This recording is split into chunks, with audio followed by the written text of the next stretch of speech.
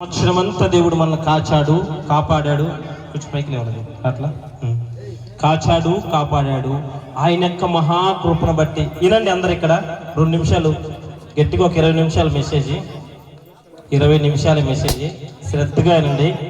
దేవుడు మనల్ని ఈ యొక్క నూతన సంవత్సరంలోకి తీసుకెళ్తున్నప్పుడు మనం ఎలా ఉండాలి, మన పరిస్థితి ఏంటి, మనకేం కావాలి అనేది మాత్రం ఇక్కడ మనం వినాలి, దాన్ని గ్రహించాలి. రానున్న సంవత్సరంలో దాని ప్రకారం మనం నడుచుకోవాలి. దానికోసం ఈ మెసేజ్ చక్కగా వినండి.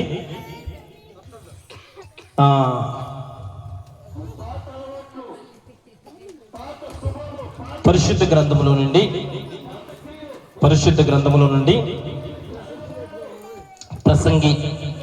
ప్రసంగి సొలొమోను మహారాజు రాసినటువంటి ప్రసంగి గ్రంథము 1వ అధ్యాయము, ప్రసంగి గ్రంథము 1వ అధ్యాయము 9వ వచనం మనం గమనించినట్లయితే చదవండి ఒకరు. మునుపు ఉండినదే, ఇది ఒకసారి తీసుకుంటారా? నాకు వినపడుతుంది కానీ తీసుకుంటారు, చదువు.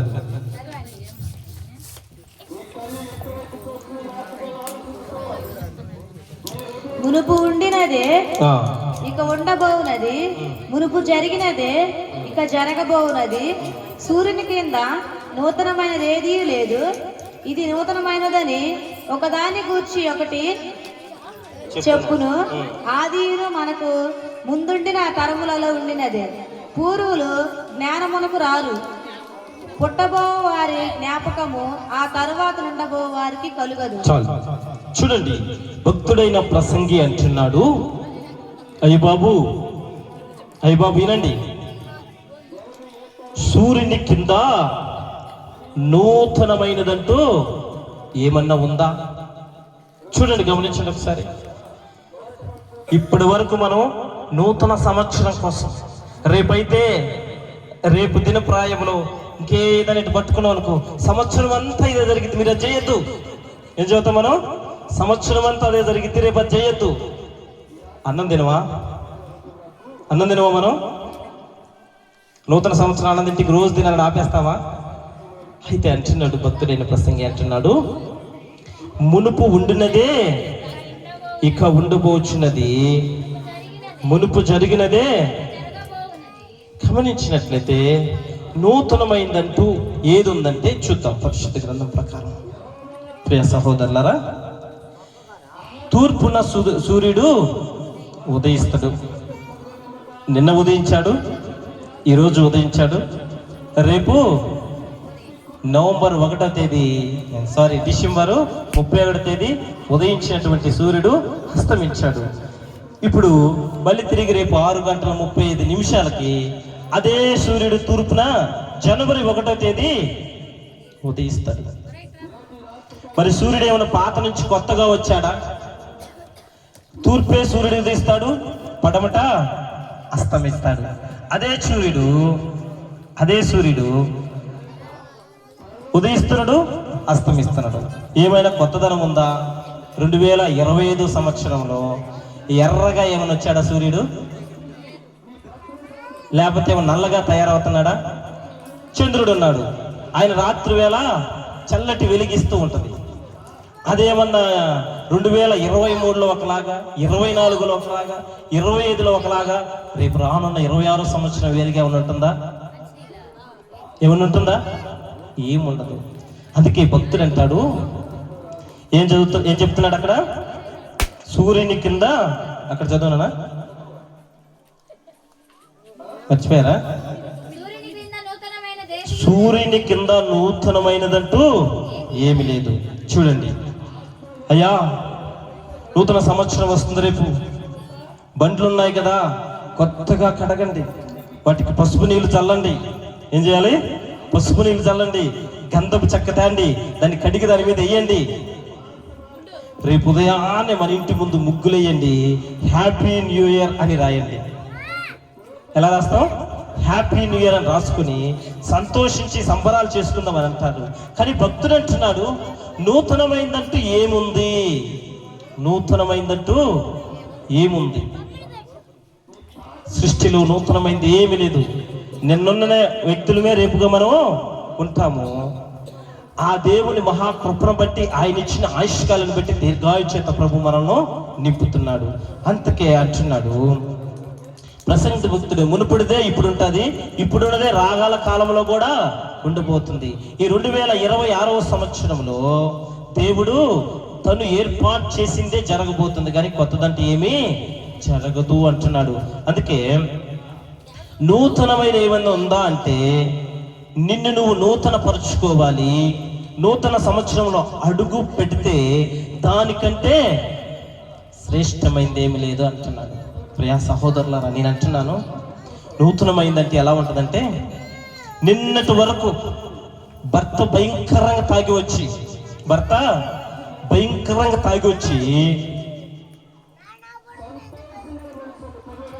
ఉదయం మొదలుకొని సాయంత్రం దాకా తాగి ఇంటికి వచ్చి ఉదయం నుంచి సాయంత్రం దాకా నేను కొడుతూ ఉంటే పరిస్థితి ఎలా ఉంటుంది? నాకైతే ఒక అత్త గుర్తొచ్చిందిలే, మరీ అత్త గుర్తొచ్చింది. ఉదాహరణకి ఫీల్ అవ్వకండి. మరీ అత్త ఎందుకు గుర్తొచ్చిందంటే, నాగమామ బాగా తాగుతాడు. నాగమామ బాగా తాగి భయంకరంగా కొడతాడు. ఆ కొట్టే దెబ్బలు తట్టుకోలేక ఏమంటదంటే పొరగెత్తుకుంటూ గిట్ట వస్తుంది. ఎవరు కాడికి పోయిన ఈ మనిషి మాట వినడు, అడుగాడున్న యాకోబన్న కాడికి పోతే మాత్రమే ఈ మనిషి ఆయన కాడికి రాడు. కాబట్టి నాకు ఈ దెబ్బలు తప్పితే పరిగెత్తుకుంటూ వచ్చి నాన్న మంచం కింద దూరిపోయిద్దాడు. ఏం చేసింది? అందుకే అలాంటి తాగుబోతు భర్త వచ్చి, అమ్మా ఈ దినప్రాయం నుంచి ఇదిగో ఎన్నో మార్లు తాగాను, నిన్ను హింసించాను, కుటుంబానికి అగౌరవం తెచ్చాను, కుటుంబంలో ఎన్నో రకమైన మచ్చలు తెచ్చాను, తాగి నా డబ్బంతా వ్యర్థపరుచుకున్నాను, వ్యర్థమైన కోరికలు, వ్యర్థమైన పరిస్థితులు ఇప్పుడు ఊరికి తిరిగాను, నేను తాగినప్పుడు ఏం చేశానో నాకు తెలియదు, నిన్ను కొట్టాను, బిడ్డలను కొట్టాను. అమ్మా ఇదిగో ఈ క్షణము నుంచి నేను మారుతున్నాను. అదిగో నా బ్రతుకు మార్చుకుంటున్నాను, నా పరిస్థితి మార్చుకుంటున్నాను. ఇక మీదట నేను తాగనమ్మా అని ఆ భర్త భార్యకి ప్రమాణం చేస్తే అంతకంటే సంతోషం ఆ కుటుంబంలో ఏమైనా ఉంటుందా? అంతకంటే నూతనమైంది ఆ కుటుంబంలో ఏమైనా ఉంటుందా? అవునా కాదా? వినండి ఒకసారి, అవునా కాదా? తాగి వచ్చి అంత కొట్టే భర్త భార్యకి విశ్రాంతి లేకుండా నిందించి ఎన్నో విధాలుగా హింసించే భర్త, అమ్మా ఈ రోజు నుంచి నా పరిస్థితి మార్చుకుంటున్నాను అని ఎప్పుడైతే తన పరిస్థితి మార్చుకుని దేవుని సన్నిధిలో తన మనసును నూతన పరుచుకొని దేవుని సన్నిధిలోకి తన భర్త, తన భార్య, తన బిడ్డలు మొత్తం తీసుకుని దేవుని మందిరంలో నిలబడిన క్షణాన అంతకు మించినటువంటి నూతన వత్సరం ఆ కుటుంబంలో ఏమైనా ఉందా? అదే కదా నూతన సంవత్సరం అంటే వారికి, అంతేనే కదా? అదే కదా నూతన వత్సరం. అందుకే అంటున్నాడు భక్తుడు, నిన్ను నువ్వు మార్చుకొని వాక్యము చేత సరిచేసుకుని నిన్ను నువ్వు పరిశీలన చేసుకుని నువ్వు సరిదిద్దుకుంటే ఈ తాగుబోతు భర్త వచ్చి, అమ్మా నేను మార్చుకుంటున్నానమ్మా, నా మనస్సు మార్చుకుంటున్నానమ్మా, నేను పరిశీలన చేసుకున్నాను, ఈ సమాజంలో నాకు అగౌరవం వచ్చిందమ్మా, సమాజం అంతా నన్ను నిందిస్తున్నారు, తాగుబోతుగా ముద్ర వేశారు, వద్దమ్మా నేను మారుతున్నాను, ఇక మీదట నీకు మాటిస్తున్నాను, నేను మారి నీ వెనకాల అదిగో నువ్వు వెళ్ళుచున్నటువంటి దేవుని సన్నిధిలోకి నేను కూడా వస్తాను అని ఆ వ్యక్తి భార్యను బిడ్డను తీసుకొని దేవుని సన్నిధికి వస్తే అదే నిజమైనటువంటి నూతన సంవత్సరం ఆ కుటుంబంలో. ప్రియా సహోదరులారా, అందుకే మన బ్రతుకు మార్చుకోవాలి. నాలో ఉన్నటువంటి లోపాలను, బలహీనతలను వాటన్నిటిని సరిచేసుకొని వాటానుసారంగా మనం మార్చుకొని వాటానుసారంగా మనం నిలబడి వాటన్నిటిని దూరపరుచుకొని ప్రభు సన్నిధిలో నీ మనస్సును మార్చుకున్నప్పుడే నిజమైన వత్సరం నీ హృదయంలోనికి, నీ కుటుంబంలోనికి దేవుడు అనుగ్రహించబోతున్నాడు. హల్లెలూయా. ఒక యవ్వన బిడ్డ తల్లిదండ్రి మాట వింటలేదు. యవ్వన బిడ్డ ఏం చేస్తున్నాడు? తల్లిదండ్రి మాట వింటలేదు. సమాజంలో చూస్తే తాగుతున్నాడు, తిరుగుతున్నాడు, తన యవ్వనాన్ని బట్టి ఆనందిస్తున్నాడు. ఆ సమాజం అంతా వ్యక్తిని నీచంగా చూస్తున్న సమయం ఉంది. ఆ సమయంలో తల్లిదండ్రులు ఎంతగానో వేధిస్తూ ఉంటారు, వారు ఎంతో రోదన చేస్తూ ఉంటారు. అయ్యో నా కుమారుడు యవ్వనములో ఎంత నీచంగా చెడిపోతున్నాడని బాధపడుచున్నటువంటి సమయంలో ఆ యవ్వన బిడ్డ ఒకానొక రోజు వచ్చి, తల్లి తండ్రి, ఇంతవరకు తాగి తాగి తిరిగి తిరిగి నా యొక్క శరీరాన్ని, నా యొక్క ధనమును అది వ్యర్థపరుచుకున్నాను. మీ కుటుంబం యొక్క గౌరవం పాడు చేశాను. మీ పరువు తీసేశానమ్మా, మీ పరువు తీసేశాను నాన్న అని ఆ వ్యక్తి వచ్చి తన యొక్క మనస్సును మార్చుకొని, తన యొక్క పరిస్థితిని మార్చుకొని దేవుని సన్నిధిలో నిలబడి తల్లిదండ్రులకు లోబడి, అయ్యా డాడీ నేను మారాను డాడీ, ఇక ఒట్టేస్తున్నా డాడీ, నీకు మరెన్నడూ తాగను డాడీ, మమ్మీ మరెన్నడూ తాగను, నేను లోకానుసారంగా తిరగను అని ఆ కుమారుడు వచ్చి తల్లిదండ్రులకు వాగ్దానం చేస్తే, అంతకు మించిన ఆ కుటుంబంలో సంతోషము, నూతన వత్సరం అంటే ఏదైనా ఉందా? అదే నిత్యమైన వత్సరం. మనసు మార్చుకోవాలి, పరిస్థితులు మార్చుకోవాలి. అందుకే భక్తుడు అంటాడు, నూతనమైందంటే ఏమి లేదు, ఏమి లేదు. సూర్యుడు రోజు వస్తాడు, చంద్రుడు వస్తాడు, మన ఎదుటిన్నటువంటి రోడ్లు ఇక్కడే ఉంటాయి, మనం ఇక్కడే ఉంటాము, మన పరిస్థితిలో ఉన్నటువంటి మన పశువులు, మన పొలాలు అన్నీ ఉంటాయి. కానీ మనుష్యులుగా నీవు నేను మనస్సు మార్చుకొని పరిశీలన చేసుకుని ఏ రోజైతే దేవునికి లోబడి, దేవుని సన్నిధిలో నిలబడి ఆయన నామాన్ని మహిమపరుస్తూ, ఆయన నామాన్ని ఘనపరుస్తుంటే ఒక తాగుబోతు భర్త మారటం, ఒక యవ్వన బిడ్డ మారటం, ఒక యవ్వన కుమార్తె మారటం, తల్లిదండ్రులకు అవమానకరంగా తిరుగుతున్నటువంటి బిడ్డలు, తల్లిదండ్రులకు అవమానాన్ని తెస్తున్నటువంటి బిడ్డలు, తండ్రి నేను మారుతున్నానయ్యా, ఈ క్షణం నుంచి నేను మారిపోతున్నానయ్యా అని ఆ బిడ్డ తన తప్పు ఒప్పుకొని ఏ క్షణమైతే తల్లిదండ్రులకు లోబడి, సమాజానికి లోబడి ఉంటుందో అదే నిత్యమైనటువంటి నూతన వత్సరం అని చెప్పేసి భక్తుడు అంటున్నాడు. అందుకే చూస్తే నూతన వ్యక్తిగా నా జీవితాన్ని మార్చుకోవాలి అంటే మనం అనుకుంటాము, ఓ పాస్టర్ వచ్చి తాగటం మానయ్యా మానయ్యా మానయ్య అంటే ఇందులో చెప్పినంత సింపుల్గా మనమేమి మార్పు రాదు. వస్తుందా? ఒకరోజు చర్చిలో వచ్చి కూర్చొని మారమంటే మారతారా? మనం అనుకుంటాము, అబ్బా పాస్టర్ కాడికి పోతే ప్రార్థన చేస్తే మారతడేమో. మారడు. ఎందుకంటే తన మీద ఉన్నటువంటి ఆ గురి, ఆ యొక్క మందు గురి అలా ఉంటుంది. ఆ గురిని మార్చాలి అంటే ఏం కావాలి మనకి? నీ నా గృహములో, నీ నా పరిస్థితులన్నిటిలో కూడా మనకు కావాల్సినటువంటి వ్యక్తి ఎవరంటే మన రక్షకుడు, విమోచకుడైన యేసుక్రీస్తు ప్రభువారు మన మధ్యలోనికి దిగి వచ్చి ఆయనే మన కుటుంబాల్లో నివాసం ఉండి, ఆయనే నీనా జీవితాల్లో ఆయన రక్తము చేత కడిగి మారు మనసు పొందించి పాప క్షమాపణ ఆయన శిలువ మీద ఏ రీతిగైతే మోసి, ఆయన ఎలాగైతే తన పాపముల దోషాలను, మన పాప దోషాలను భుజం మీద వేసుకుని ఆయన శిలువ మీద రక్తము కార్చి చివరికి మరణములోనికి ఏ రీతిగైతే వెళ్ళాడు, ఆ మరణాన్ని బట్టి, ఆ రక్తాన్ని బట్టి మాత్రమే నీవు నేను మారి నూతనములోనికి వెళ్తాము. హల్లెలూయా ప్రియ సహోదరులారా. అందుకే అంతకు మించి ఈ తల్లి తండ్రి ఆ పరిస్థితిలో ఎప్పుడైతే కుమారుడు మార్పు చెంది బయటకు వస్తాడు, తప్పిపోయిన కుమారుడు అంటాడు, అయ్యా నీకును తండ్రి, నీకును పరలోకానికి నేను వ్యతిరేకంగా నడుచుకున్నాను. ఈ లోకమును సంపాదించుకోవాలని పరిగెత్తాను, ఈ లోకములో తిరిగాను, నా క్యారెక్టర్ అంతా పాడు చేసుకున్నాను, నా జీవితం పాడు చేసుకున్నాను, నా వల్ల నీకును. మనం అనుకుంటాము, మనం పాపం చేస్తుంటే మన పాపము, మన దోషాన్ని బట్టి మనము చేసే పాపము ఎవరి మీదకి వస్తుంది? ఆ భారము మన తండ్రి మోయాల్సి వస్తుంది. ఎవరు మోయాలి? మన తండ్రి, మన తల్లి. మనం అనుకుంటాము తాగుదాము, తిందాము, తిరుగుదాము, సుఖిద్దామని. ఈరోజు నువ్వు తాగొచ్చు, ఈరోజు నువ్వు తినచ్చు, ఈరోజు యవ్వనాన్ని బట్టి సంతోషించవచ్చు, ఈరోజు మన పరిస్థితులను బట్టి ఆనందించవచ్చు. కానీ ప్రభు అంటున్నాడు, నూతనమైంది ఏమి లేదయ్యా, నువ్వు మారు. ఫస్ట్ ఏం చేయాలి? నీవు మారి నీ మనస్సు మార్చుకొని ఎప్పుడైతే నీవు నాలోకి వచ్చి నా దగ్గర నువ్వు నిలబెడతావో అప్పుడు నీకు నిజమైన వత్సరము అంటున్నాడు. అందుకే హబక్కూకు చెప్తున్నాడు 3వ అధ్యాయం చూసినట్లయితే ఒకసారి ఏంటి హబక్కూకు గ్రంథము 3వ అధ్యాయం. యెహోవా సంవత్సరములు జరుగుచుండగా నీ కార్యములు నూతన పరచుము, సంవత్సరములు జరుగుకుండా దానిని తెలియచేయము. చూడండి, సంవత్సరాలు జరుగుతూ ఉంటాయి.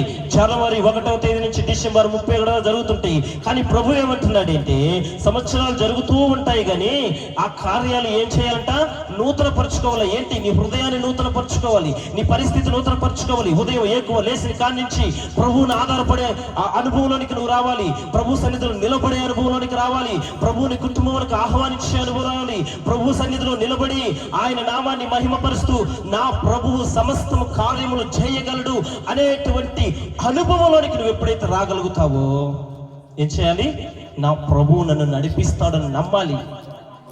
ఇప్పుడు నువ్వు బాప్తిసం తీసుకున్నావు. నువ్వు బాప్తిసం తీసుకుని పాపాలు క్షమించబడినాయి, నా యొక్క పాపాలు క్షమించబడినాయి, నేను దేవుని బిడ్డని, విశ్వాసిని అని నీవు అనుకుంటున్నావు. కానీ ఏం జరుగుతుంది? ఎక్కడో తెలియనటువంటి ఒక చిన్న ఆజ్ఞకు మనము అతిక్రమిస్తున్నాం. ప్రియా సహోదరులారా, నిన్న సహోదరుడు చెప్పాడు. ఏం పేరు? ఆయన పేరు నేను వచ్చినటువంటి పాస్టర్ పేరు కృపావరం గారు. చక్కటి వర్తమానం అందించాడు. దేవుడు మర్చిపోయాడంట. ఎందుకు మర్చిపోయాడు? ఆయన మొదటిగా నిన్ను ఏర్పాటు చేసుకున్నాడు. బాప్తిసం తీసుకున్నాము, పాపాలు క్షమించమని మనం నిలబడ్డాము. ఈ ఒక్క రోజే మనము దేవుణ్ణి చూస్తాం. కానీ తర్వాత నుంచి చూస్తే మనకేమొస్తుంది? ఆదివారం ఆరాధనకు రావాలని అడ్డం వస్తుంది. దేవుని కార్యక్రమాలు జరిగించేటప్పుడు ఏదైనా చేయాలని మనకు అడ్డం వస్తుంది. మన ఎవరినంతా ఏం చేశారు? మన ఎవరి బిడ్డలంతా ఏం చేశారు? కాలేజీలకు వెళ్ళారు. మీకు సాక్ష్యం చెప్పనా? 2016 సంవత్సరం 17 అనుకుంటా, ఆదివారం కూడా కాలేజీ పెట్టుకొని ఆదివారం కూడా పిలుస్తున్నారు విద్యార్థుల్ని. విద్యార్థులు అంతా వెళ్తున్నారు, సార్లకు భయపడుతున్నారు. ఆదివారం రెస్ట్ లేకుండా పరిగెత్తుంది. ఒక పాప ఏం చేసిందంటే, మీరు ఎన్నన్నా చెప్పండి, నేనైతే ఆదివారం మందిరంలోకి పోతానని చెప్పి అడ్డం తిరిగి మరీ మందిరానికి వచ్చేది. వాళ్ళ సార్ వాళ్ళు అన్నారు, నీకు చివరికి వచ్చేళ్ళకి మార్కులు తగ్గుతాయి, నిన్ను ఫెయిల్ చేస్తాము, నీకు స్లిప్లు అందేము, నీకు మేమేం చేయము, నువ్వు ఎలా పాస్ అవుతావు చూద్దామని చెప్పి ఆ పాప మీద ఛాలెంజ్ చేశారు. మీకు చెప్పనా, 50 మంది విద్యార్థులుంటే 49 మంది కాలేజీ ఆ స్కూల్కి ప్రతిరోజు పోతున్నారు. ఆదివారం కూడా రెస్ట్ లేకుండా పోయారు. కానీ ఎగ్జామ్స్ రాశారు. టీచర్లు మొత్తం తిట్టారు ఈ పాపని, నువ్వు ఆదివారం రావట్లేదు, స్టడీస్ పోతున్నాయి, క్లాసులు పోతున్నాయి, నువ్వేం చేసావు అని చెప్పి అంతగా ఆ పాపని రిస్కించి వేధించి చివరికి అవమానకరంగా కూడా మాట్లాడారు. ప్రియా దేవుని బిడ్డలారా, ఆ బిడ్డ అయితే ఒకటే అంది, ఆదివారం నేను ఫెయిల్ అయితే అవసరమైతే మా నాన్న పెళ్లి చేసుకుని వెళ్ళిపోతా, మా నాన్న నాకు పెళ్లి చేసేస్తాడు, నేను వెళ్ళిపోతా, ఆడపిల్ల కదా ఇబ్బంది లేదు అని గట్టిగా ఎదురు తిరిగి మందిరానికి పోవటం మొదలుపెట్టింది. మార్చి నెల ఎగ్జామ్స్ అయిపోయినాయి, ఏప్రిల్ ఆగి మే నెల రిజల్ట్ వచ్చినాయి. ఇక్కడ గొప్ప ధన్యత ఏంటి తెలుసా? 49 మంది పాస్ అయ్యారు. ఈ 49 మంది పాస్ అయ్యారు.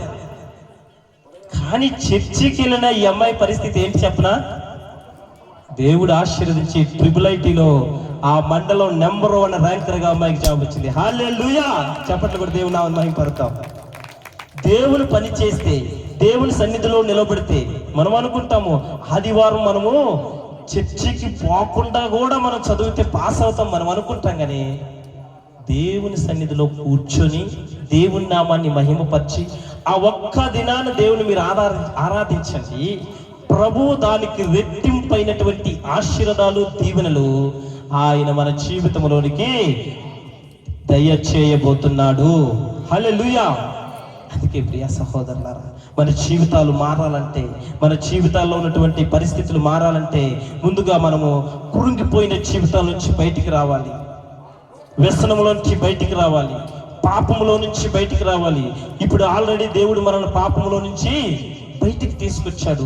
బయటికి తీసుకొచ్చినటువంటి ఆ దేవుడు నిన్ను నన్ను సంరక్షించి నిన్ను నన్ను ఆశీర్వదించి ఆయన సన్నిధైనటువంటి ఆ సియోను పట్టణంలో నిలబెట్టడానికి.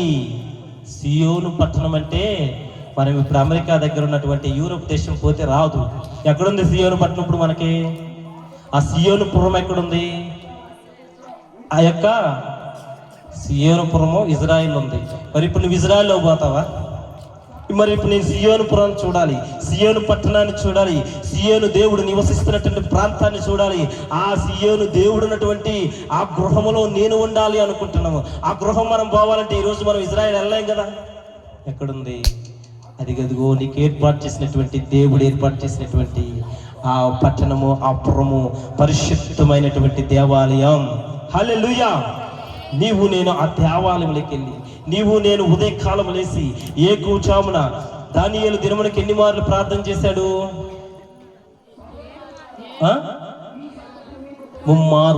ముమ్మారు ప్రార్థన చేశాడు. దావీదు 7 మార్లు ప్రార్థన చేశాడు.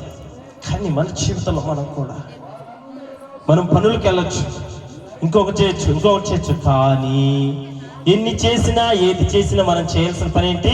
మన ప్రభువుని మర్చిపోకూడదు. నేను చెప్తున్నాను, రానున్న దినాలలో మీరందరూ ఏమనుకున్నారు? మాకు ప్రార్థన రాదు, మేము మైక్ పట్టుకుంటే మా ప్రీతి అంటది, నేను మైక్ పట్టుకుంటే నా ప్రార్థన ఎత్తు వెళ్ళిపోతుంది. నేను ప్రార్థన చేయలేదు. ప్రీతి అయిపోతుంటదిలే, ఫీల్ అవ్వకండి. ప్రీతి ప్రార్థన చేసావా?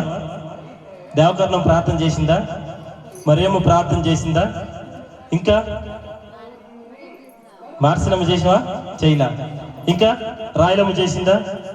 సలోమేది? సలోం చేయలా. ప్రియ సహోదరుల, నేను అంటున్నాను, ప్రభు సన్నిధిలో నిలవబడితే, ప్రభు నామాన్ని మహింపరచగలిగితే, ఆయన నామము గణపరచగలిగితే నీలో భయము దేవుడు తీసేస్తున్నాడు. హల్లెలూయా. నీలో ఉన్నటువంటి ఆ యొక్క దేవుని సన్నిధిలో నిలబడాలనేటువంటి ఆ తపన దేవుడు నీకు కలిగిస్తుడు. అయితే నమ్మిక మాత్రమే ఉంచితే చాలు అంటాడు ప్రభు. ఏం చేయాలి? నమ్మిక మాత్రమే ఉంచాలి. ఆయన ఎందుకు నమ్మిక ఉంచితే నువ్వు పాట పాడగలవు, నువ్వు ఆరాధన చేయగలవు, అనేక మందిలో గొంతెత్తి నువ్వు ప్రార్థన చేసే అనుభవం ప్రభు నీకు ఇస్తాడు. హల్లెలూయా. అతి కృప, అతి ప్రసన్నత ప్రభు నా జీవితాల్లో రావాలంటే ఈ యొక్క భక్తుడన్న విధంగా నూతనమైంది ఏమీ లేదు. కానీ నూతన పరుచుకోవాల్సింది ఏంటి? మన హృదయము, మన మనస్సు, మన పరిస్థితులు. ఏమంటున్నాడు? తాగుబోతు భర్త మారి మందిరంలోకి వస్తే అదే ఆ కుటుంబానికి నూతన వత్సరం. ఒక పుగురుబోతు భార్య భర్తకి వ్యతిరేకంగా మాట్లాడి ఒక దినాలు వచ్చి, అయ్యా నా యొక్క పొగురుబోతుతనంతో నిన్ను బాధ పెట్టాను, క్షమించయ్యా, ఇక మీదట అయ్యా నిన్నెక్కడ నేను బాధ పెట్టనయ్యా అని భార్య ఆ భర్తకు లోబడితే అంతకంటే నూతనమైందంటే ఆ కుటుంబంలో ఏమైనా ఉంటుందా? ఏమీ లేదు. అందుకే ప్రభు అంటున్నాడు, ఈ ప్రపంచంలో సమస్తం రోజు ఉండే కానీ నూతనమైన ఏమున్నాయంట? మనస్సు మార్చుకొని దేవుని సన్నిధిలో నిలబడి ఆయన నామాన్ని మహిమపరచటమే నూతనమైంది అని చెప్తున్నారు. హల్లెలూయా.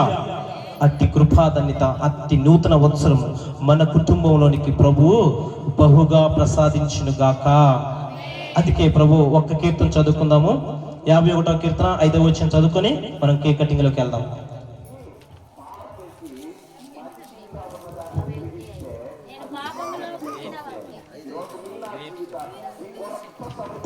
నేను పాపములో పుట్టినవాడను, పాపములోనే నా తల్లి నన్ను గర్భమును ధరించెను. ప్రియా సహోదరులారా, మనం పాపులమే, మన జీవితాలు పాపకరమైనయే. కానీ ఏమంటున్నాడు? ఆ పాపాన్ని మార్చడానికి, ఆ పాపాన్ని తీసివేయటానికి నీ ప్రభువు ఆయన రక్తముతో నిన్ను కడిగాడు. ఆయన మరణమైపోయి నీకు ఆరోగ్యాన్ని, ఆయుష్ను, శక్తినిచ్చాడు. అట్టి ఆరోగ్యము, అటు ఆయుష్, అట్టి శక్తి, అట్టి బలము సమస్తము కూడా ప్రభువు మన యొక్క కుటుంబాలలో దయచేయునుగాక. రానున్నటువంటి నూతన వత్సరములో ఆయన ఆరోగ్యము చేత, ధనము చేత, బంగారము చేత వర్ధిల్ల చేయునుగాక. పాడి పశువులు సమృద్ధిగా వర్ధిల్లును గాక. ఆమేన్. అతి ధన్యత ప్రభు మనందరికి దయచేయునుగాక. ఆమేన్. మంచిది. ఒక నిమిషం ప్రార్థన చేసుకుందాం. మహోన్నతుడా, గనుడా, పరిశుద్ధుడా, నీకు వందనాలు. ఈ నూతన వత్సరంలో తండ్రి మేము వెలుచు ఉండగా నీ కృపా బాహుల్యతను, నీ ప్రేమను మా మీద ఉంచండి తండ్రి. గత సంవత్సరం ఎన్నో శ్రమలు, శోధనలు, వేదనలు, బాధలు అనుభవించాము నాయన. యేసు నామం పేరిట అవన్నీ విడుదలైపోయి అయ్యా నూతనముగా వస్తున్నటువంటి వత్సరంలోనికి ఆరోగ్యము, క్షేమము, నెమ్మది అయ్యా ఇదిగో ప్రభా, కుటుంబము క్షేమము తండ్రి, సంఘము క్షేమము సమస్తాన్ని దయచేయమని కూడిన బిడ్డలు జ్ఞాపకం చేసుకొని వత్సరంలోకి వెళ్ళుచుండగా కృపాబాలు తీయమని యేసు నామం పేరిట అడుగుచున్నాము తండ్రి. ఆమేన్. ఆగురే వెళ్ళు నువ్వు అట్రా. జోషి నువ్వు ఇట్టుండు రే జోషు.